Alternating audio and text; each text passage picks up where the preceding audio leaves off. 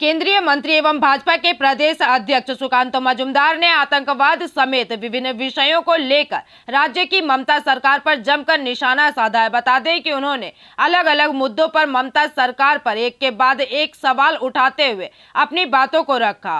শুরু হয়েছে কি পরিস্থিতি কি বলবেন? দেখুন, ভয়ঙ্কর পরিস্থিতি আমরা বারবার বলছি এবং আমি গতকালও বলেছিলাম মালদা মুর্শিদাবাদ নিয়ে নিশ্চয়ই কিছু একটা প্ল্যানিং চলছে এবং সেই প্ল্যানিংটা ভালো করে দেখা উচিত।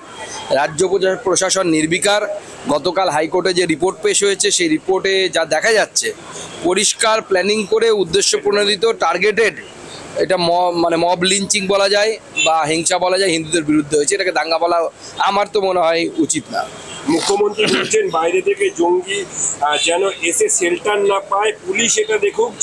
আপনারা যেটা বলেছিলেন যে ঝাড়গ্রাম, মালদা, কলকাতা, ডায়মন্ড হারবার বহিরাগতরা ঢুকছে, সেটাই মানে সিলমোহর দিলেন মুখ্যমন্ত্রী। না, আমরা তো বরাবর বলে এসেছি মুখ্যমন্ত্রীর এখন বিলম্বিত বোধোদয় হয়েছে। তার কারণ হচ্ছে মুখ্যমন্ত্রী জানেন যে দেশের পরিস্থিতি যদি এইভাবে পরিবর্তিত হয় তখন কেন্দ্র সরকার একটা কড়া সিদ্ধান্ত নিতে বাধ্য হবে। দেশের স্বার্থের সাথে বেইমানি করা বা দেশের স্বার্থের সাথে কম্প্রোমাইজ করা আমরা কোনোদিন মেনে নেব না। চাকরিহারা আন্দোলনকারীদের থানায় ডেকে পুলিশের জিজ্ঞাসাবাদ চলছে, তারপর তাদের বসিয়ে রেখে আবার ছেড়ে দেওয়া হচ্ছে। সেটা আন্দোলনকে বন্ধ করার জন্য, আন্দোলনকে স্তব্ধ করার জন্য, ভয় দেখানোর জন্য হচ্ছে। আন্দোলনকারীদেরকে আমি বলবো যে মুখ্যমন্ত্রী ললিপপ দিয়েছেন, আপনারা প্রথমে ললিপপ হয়তো কিছুটা বিশ্বাস করেছিলেন, মুখ্যমন্ত্রীর দেয়া ললিপপে বিশ্বাস করবেন না। হুমায়ুন কবিরের নিশানায় ফিরহাদ হাকিম এবং সিদ্দিকুল্লাহ চৌধুরী। বাঙালি মুসলিমদের মধ্যে ফিরহাদের গ্রহণযোগ্যতা নেই এবং মুসলিমদের মধ্যে প্রভাব কমেছে সিদ্দিকুল্লাহ চৌধুরী। মত হুমায়ুনের। দেখুন, প্রথম কথা হচ্ছে এখন বাংলায় কম্পিটিশন চলছে তৃণমূলের মুসলিম নেতাদের মধ্যে যে আগামী দিনে সোহরাবর্দী বা জিন্না কে হবে, সেই নিয়ে কম্পিটিশন চলছে। এটা ঠিক যে ফিরহাদ হাকিম সাহেব তো আর বাঙালি মুসলমান নন, তিনি গয়া থেকে আসা উর্দুভাষী মুসলমান, আর মুর্শিদাবাদের বিধায়ক হচ্ছে বাংলাভাষী মুসলমান। তো বাংলাভাষী আর উর্দুভাষী মুসলমানের মধ্যে সবসময় একটা ক্ষমতা নিয়ে বিরোধ ছিল, কে ক্ষমতাটা ভোগ করবে।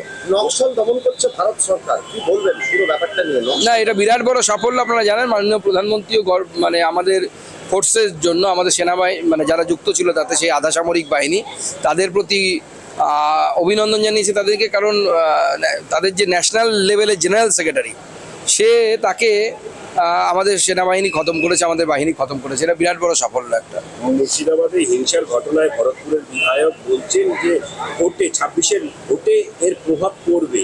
দেখুন, পড়বে তো অবশ্যই, কারণ আমি গতকালই বলেছি যে রিপোর্টটা উচ্চ আদালতের কমিটি দিয়েছে, এই রিপোর্টটা হচ্ছে বাংলায় বলে কুষ্টি। আমরা জন্মানোর সময় আগে কুষ্টি করা হতো, হিন্দিতে বলে হচ্ছে জনমকুণ্ডলী।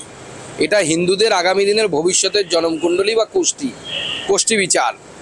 যদি হিন্দুরা এই কোষ্ঠী বিচার দেখতে না পারে না বুঝতে না পারে, তাহলে আগামী দিনে ভবিষ্যতে মুর্শিদাবাদের মতোই অপেক্ষা করছে। শেষ প্রশ্ন, কলকাতায় তুর্কি গহনা বিক্রি হচ্ছে, ডিসপ্লে হচ্ছে, জানানো হচ্ছে যে স্টক করবেন না, ব্যবসায়ীদেরকে বলা হচ্ছে। না, উচিতও না, কারণ যেহেতু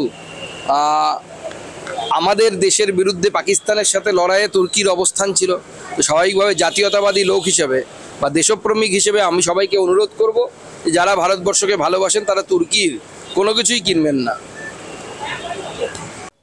ब्यूरो रिपोर्ट, PVTV न्यूज़।